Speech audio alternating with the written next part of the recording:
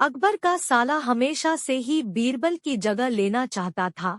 अकबर जानते थे कि बीरबल की जगह ले सके ऐसा बुद्धिमान इस संसार में कोई नहीं है। फिर भी जोरू के भाई को वह सीधी ना नहीं बोल सकते थे। ऐसा करके वह अपनी लाडली बेगम की बेरुखी मोल नहीं लेना चाहते थे। इसीलिए उन्होंने अपने साले साहब को एक कोयले से भरी बोरी दे दी और कहा कि जाओ और इसे हमारे राज्य के सबसे मक्कार और लालची सेठ दमड़ीलाल को बेचकर दिखाओ। अगर तुम यह काम कर गए तो तुम्हें बीरबल की जगह वजीर बना दूंगा। अकबर की इस अजीब शर्त को सुनकर साला अचंभे में पड़ गया। वह कोयले की बोरी लेकर चला तो गया, पर उसे पता था कि वह सेठ किसी की बातों में नहीं आने वाला। ऊपर से वह उल्टा उसे ही चूना लगा देगा। हुआ भी यही, सेठ दमड़ीलाल ने कोयले की बोरी के बदले एक ढेला भी देने से इनकार कर दिया। साला अपना सा मुंह लेकर महल वापस लौट आया और अपनी हार स्वीकार कर ली। अब अकबर ने वही काम बीरबल को करने को कहा। बीरबल कुछ सोचे और फिर बोले कि सेठ दमड़ीलाल जैसे मक्कार और लालची सेठ को यह कोयले की बोरी क्या, मैं सिर्फ कोयले का एक टुकड़ा ही 10,000 रुपए में बेच आऊंगा। यह बोलकर वह तुरंत वहां से रवाना हो गए। सबसे पहले उसने एक दर्जी के पास जाकर एक मखमली कुर्ता सिलवाया, हीरे मोती वाली मालाएं गले में डाली, महंगी जूती पहनी और कोयले को बारीक सुरमे जैसा पिसवा लिया।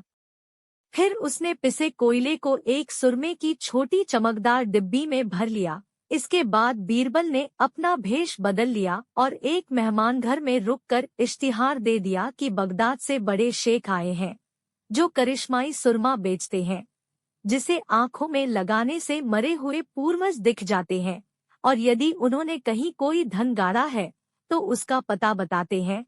यह बात शहर में आग की तरह फैली। सेठ दमड़ीलाल को भी ये बात पता चली। उसने सोचा जरूर उसके पूर्वजों ने कहीं न कहीं धन गाड़ा होगा। उसने तुरंत शेख बने बीरबल से संपर्क किया और सुरमे की डिब्बी खरीदने की पेशकश की। शेख ने डिब्बी के 20,000 रुपए मांगे और मोलभाव करते करते 10,000 में बात तय हुई।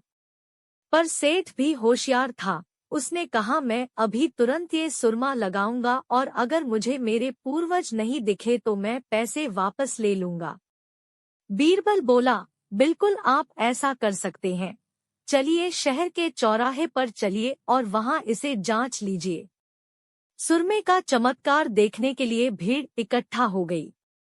तब बीरबल ने ऊंची आवाज में कहा, ये सेठ अभी ये चमत्कारी सुरमा लगाएंगे और अगर ये उन्हीं की औलाद है जिन्हें ये अपना माँ बाप समझते हैं तो इन्हें इनके पूर्वज दिखाई देंगे और गड़े धन के बारे में बताएंगे। लेकिन अगर आपके माँ बाप में से किसी ने भी बेईमानी की होगी और आप उनकी असल औलाद नहीं होंगे तो आपको कुछ भी नहीं दिखेगा।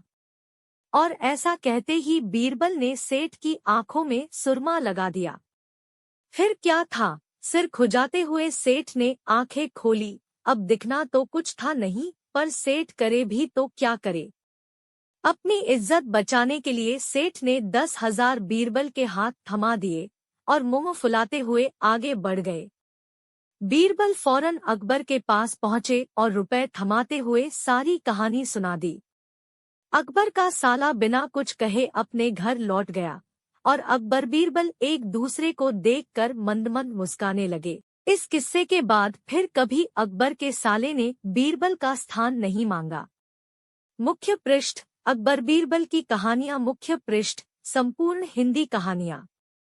Contact us.